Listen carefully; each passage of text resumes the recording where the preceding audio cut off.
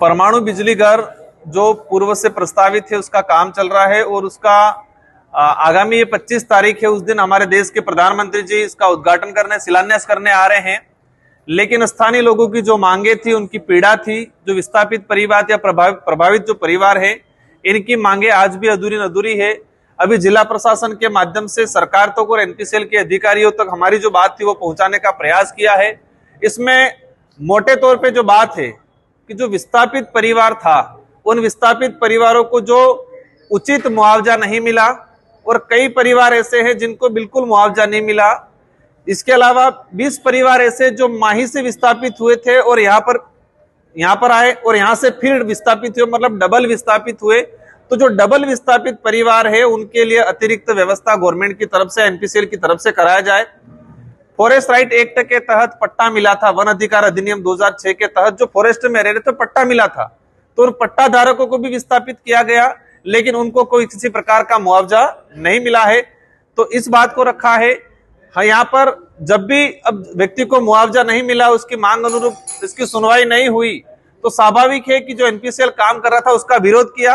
तो जब भी विरोध हुआ तो जिला प्रशासन ने इस पे मुकदमे दर्ज किए। तो हमारी मांग है कि वो मुकदमे, आप जमीन ले ली, लोगों को मुआवजा नहीं दिया, उनकी जो मांगे थी उनको नहीं सुना और मुकदमा भी आप लोगों ने इन पे ठोक रखा है। इसमें 16 से 17 महिलाएं हैं, तो इसमें ये भी मांग रखी है, मुकदमा आप लोग कर रहे हो, शिलान्यास कर रहे हो, कह रहे हो यहाँ विकास करेंगे, तो विकास जमीन लेके उनको विस्थापित करके और उनके मुकदमा ठोके कर नहीं सकते। जिसमें हमारी मांग है कि उनको मुकदमे को भी विड्रॉल किया जाए। दूसरा कि यहाँ पर जो रोजगार है, इस कंपनी के अंदर रोजगार में जो लगे, सबसे पहली प्राथमिकता 1700 परिवार जो विस्थापित हुए हैं, इन परिवार परिजनों या उन परिवार में जो भी लोग हैं स्किल अनस्किल, इनको पहली प्राथमिकता मिले कि पहला रोजगार इन परिवारों को दिया जाएगा। इसके अलावा सीएसआर फंड पिछले 2 सालों के अंदर एनपीसीएल ने 17 से 18 करोड़ रुपया दिया, लेकिन प्रभावित परिवारों में कहीं पर भी 1 रुपया खर्चा नहीं किया है। था यहाँ पर आपकी सरकार है, 11 साल से प्रोजेक्ट रुका हुआ है, रेलवे का, सेंट्रल गवर्नमेंट का है। एक आम नागरिक जानता है रेलवे का प्रोजेक्ट किसका, सेंट्रल गवर्नमेंट का है। तो 11 साल के मोदी सरकार ने क्या किया इस रेलवे प्रोजेक्ट के लिए? झूठ बोलो, जोर बोलो, उनकी पॉलिसी के तहत ये लोग काम करते हैं, लेकिन ये पॉलिसी अब चलने वाली नहीं है। वो स्वीकार कर ले वो गलत है और उनकी सरकार फेल हो रही है। हम तो उस बात आज पे ये नहीं कहना चाहेंगे, हम तो एनपीसीएल की जो पीड़ित परिवार है उनकी बात को आज पुरजोर तरीके से रखना चाहेंगे। एक अंतिम सवाल है, राज्य सरकार के अंदर में जो धर्मांतरण का कानून बनाया गया है, इंसान को रोटी का टुकड़ा, इंसान को 2 वक्त की रोटी, इंसान को जमीन और उस पे रहने के लिए आशियाना इम्पोर्टेंट, ना कि धर्म। ये धर्म का इशू आज किसी को इस मुद्दे को डाइवर्ट कराने का काम नहीं किया जाए। धर्म बात अलग है। आज इन पीड़ित परिवारों को 2 वक्त की रोटी, इन पीड़ित परिवारों के लिए आशियाना नहीं है, आशियाना बनाने के लिए जमीन नहीं है, इस पे बात होनी चाहिए। मैं पत्रकार बंधुओं से भी निवेदन करना चाहूंगा, जिस मुद्दा है इसी मुद्दे को आप रेस करें, मुद्दे से भटकाने का काम नहीं करें।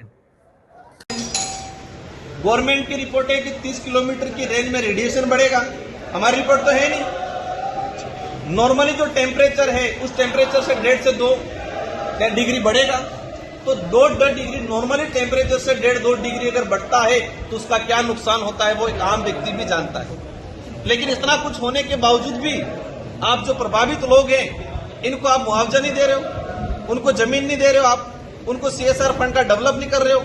यहाँ पर प्रोजेक्ट लग रहा है, उनसे आप बात नहीं कर रहे हो कि स्थानीय लोगों को हम रोजगार देंगे, उस पर बात नहीं कर रहे हो और कह रहे हैं आप तो आओ तालियां बजाओ, खाना खिलाएंगे देंगे और तालियां बजाओ और कह दो मोदी जी के जय जयकार लगा दो और हम विकास के गंगा बहेंगे। ये नहीं चलने वाला है देश के अंदर। अभी ये धरना कब तक चलेगा? वाजिब मांगे रखी है हमने, इन मांगों पे जब तक सुनवाई नहीं होती है तब तक धरना जारी रहेगा। अमल करे और उनको करे। अगर ये मांगे वाजिब नहीं है तो सरकार के मंत्री प्रेस कॉन्फ्रेंस करें या प्रशासन के लोग प्रेस कॉन्फ्रेंस करें कि अवाजिब मांगे कर रहे हैं। हमारी एक भी बात, एक भी जो मांगे अवाजिब मांगे नहीं, वाजिब मांगे और इनके लिए लड़ रहे हैं हम लोग। भारत आदिवासी पार्टी मजबूती से लड़ी है और मजबूती से लड़ती है, तो ये लोग गलत तरीके से आरोप लगाते हैं, मुद्दे को डाइवर्ट कराने का काम करते हैं। इन आदिवासी समाज को विस्थापित करके, उनको प्रभावित करके, उनको मुआवजा नहीं देना, सीएसआर का बजट नहीं देना, इतना बड़ा प्रोजेक्ट लग रहा है, स्थानीय लोगों को कितना रोजगार देंगे, उस पर कोई बात नहीं कर रहे हैं ये लोग।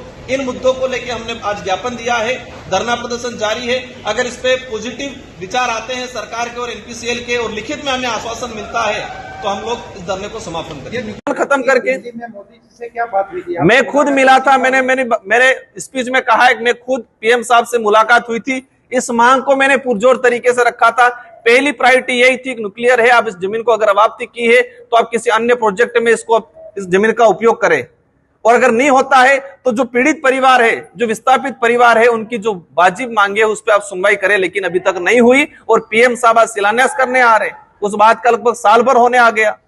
तो ये जो वाजिब मांगे हैं, मतलब सीएसआर फंड उपयोग किया 18 करोड़, 1 रुपया पीड़ित परिवार, वहां 2 स्कूलें जा रही है, स्कूल नहीं बनाई आज तक, पंचायत भवन जा रहा है, उप स्वास्थ्य केंद्र जा रहा है, आंगनवाड़ी जा रही है, उसी जमीन में आंगनवाड़ी छीन ली, स्कूल छीन ली, उनका काम नहीं किया है।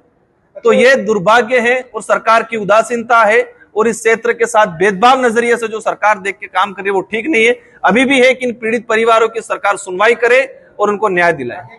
यही है कि हम संवैधानिक तरीके से आंदोलन करेंगे, और अगर ये सुनवाई आज शाम तक नहीं होती है तो पूरे उदयपुर संभाग के सारे जिला मुख्यालयों पे धरना प्रदर्शन किया जाएगा।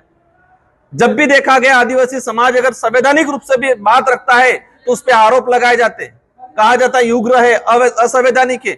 अपनी हक की लड़ाई नहीं लड़ सकता है क्या? तो ये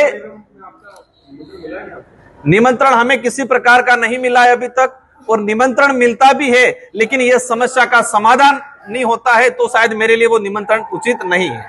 राजेंद्र राठौड़ ने कहा है कि जो रेलवे का जो प्रोजेक्ट रुका है, एक तरफ सांसद राजकुमार